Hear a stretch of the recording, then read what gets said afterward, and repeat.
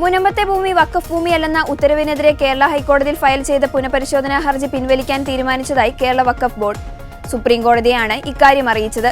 പുനഃപരിശോധനാ ഹർജി പിൻവലിച്ചതിനു ശേഷം ഹൈക്കോടതി വിധിക്ക് എതിരെ സുപ്രീം കോടതിയിൽ അപ്പീൽ നൽകുന്നതിന് സമയം അനുവദിക്കണമെന്ന ബോർഡിന്റെ ആവശ്യം കോടതി അംഗീകരിച്ചു.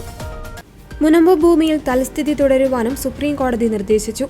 വഖഫ് ബോർഡ് അഭിഭാഷകൻ KR സുഭാഷ് ചന്ദ്രനാണ് ഹൈക്കോടതിയിൽ ഫയൽ ചെയ്തിരിക്കുന്ന പുനഃപരിശോധനാ ഹർജി പിൻവലിക്കുവാനുള്ള ബോർഡിന്റെ തീരുമാനം സുപ്രീം കോടതിയെ അറിയിച്ചത്. ഹൈക്കോടതി വിധിക്കെതിരെ ഫയൽ ചെയ്യേണ്ട അപ്പീൽ തയ്യാറാക്കുന്നതിന് സമയം അനുവദിക്കണമെന്നും അദ്ദേഹം കോടതിയിൽ ആവശ്യപ്പെട്ടു.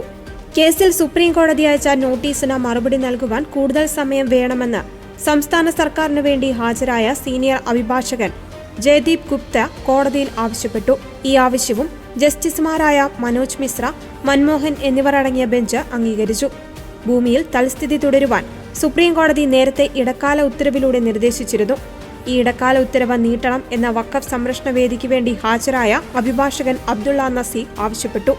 ഈ ആവശ്യവും സുപ്രീം കോടതി അംഗീകരിച്ചു.